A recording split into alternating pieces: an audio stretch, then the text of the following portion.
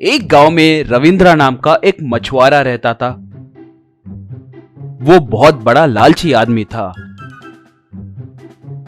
रविंद्रा मछलियां पकड़ने के लिए तालाब के अंदर नहीं जाता था। दूसरे मछुआरे मछलियां पकड़कर लाते तो उनसे, देखिए, आप लोग मछली तो पकड़ सकते हो मगर इन्हें मार्केट में नहीं बेच सकते क्योंकि आप में से किसी के पास लाइसेंस नहीं है। एमआरओ जी सिर्फ मुझे ही इस गांव में लाइसेंस दिलवाए हैं, ये सब आपको पता है ना।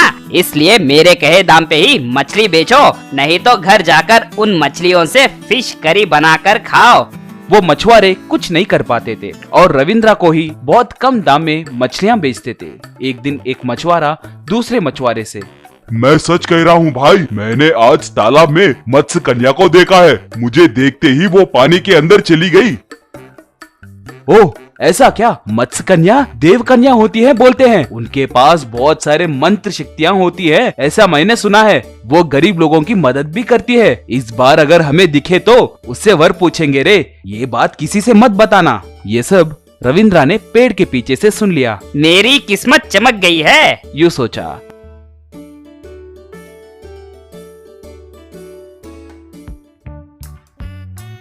अगले दिन रविंद्रा अपना नाव लेकर तालाब में मछली पकड़ने निकला। मेहनत करे जैसे नाटक करने लगा। हे भगवान, आप मेरी परीक्षा क्यों ले रहे हो? कम से कम एक भी मछली मेरे जाल में फंस नहीं रही है। हे भगवान, कहकर जोर से पुकारा। उसके बातें सुनकर वो मत्स्य कन्या बाहर आई। तुम कौन हो बेटा? तुम्हारी समस्या क्या है? अब क्या बोलूं माँ, मैं एक गरीब मछुआरा हूँ। आए दिन घंटों तक जाल बिछाए तो भी मुझे एक भी मछली नहीं मिल रही है माँ, मैं कैसे जीऊं? ओह, ऐसा क्या? तो फिर तुम मुझे इस तालाब में कभी नहीं दिखे। वैसे तुम्हारा नाम क्या है? मेरा नाम रविंद्रा है माँ। इतने सारे मछुआरों में भला आपको मैं कैसे याद रहूंगा माँ?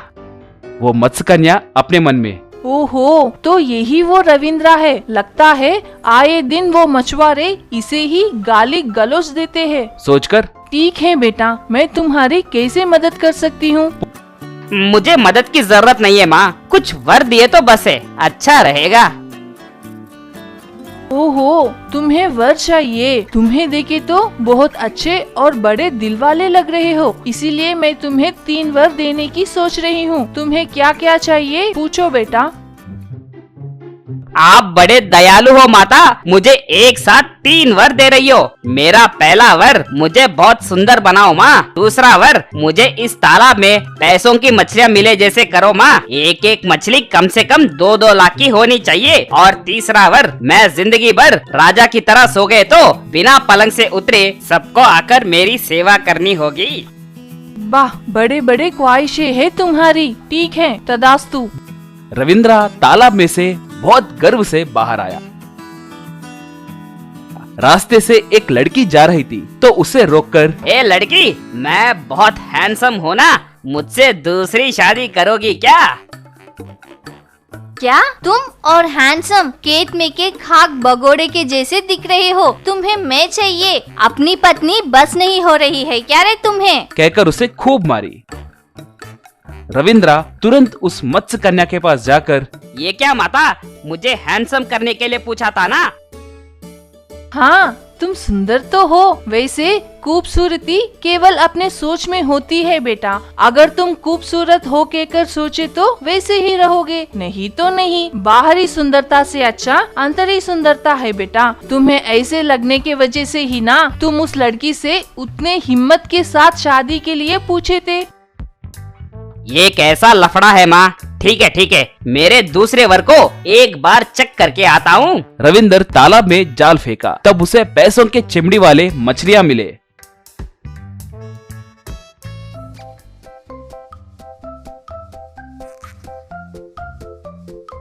रविंद्रा ऐसे बहुत सारे मछलियों को पकड़कर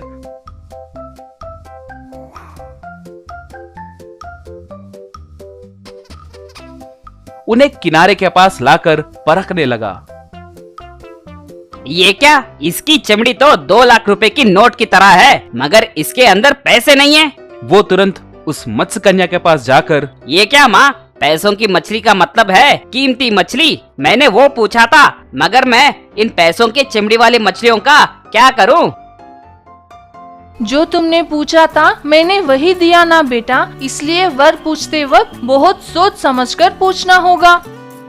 ठीक है माँ, मेरा तीसरा वर बहुत सोच समझकर पूछा था ना मैं, कम से कम वो तो ठीक से होगा ना। ओ जरूर होगा बेटा, घर जाकर देखो। रविंद्रा घर गया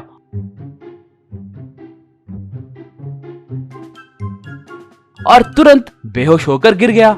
उसकी पत्नी उसे पलंग पे सुलाई। डॉक्टर आकर उसकी परीक्षा करके, आपके पति का कमर अब टूट गया है माँ, ये अब जिंदगी भर खड़े नहीं हो सकते। इन्हें लकवा हो गया है माँ, सर के अलावा शरीर में दूसरा कोई अंग काम नहीं करेगा। बेचारा, अब से आपको ही जिंदगी भर इनकी सेवा करनी होगी माँ। हे भगवान, इसमें गलत क्या है डॉक्टर? ये मेरे पति है, मैं इनकी अच्छे से देखभाल करूंगी, वक्त पे खाना और दवाइयाँ सब दूंगी। कहकर रोने लगी। रविंद्रा दंग हो गया। ए परी माता, मेरा पूछा हुआ वर आपको ऐसे समझ में आया क्या? चुप नहीं बैठकर आपके साथ मजाक किया था ना, मुझे अच्छा सबक मिल गया है माँ, सोचा। रविंद्रा की पीड़ा हटाने के लिए मछुआरे मत्स्य कन्या का धन्यवाद किए।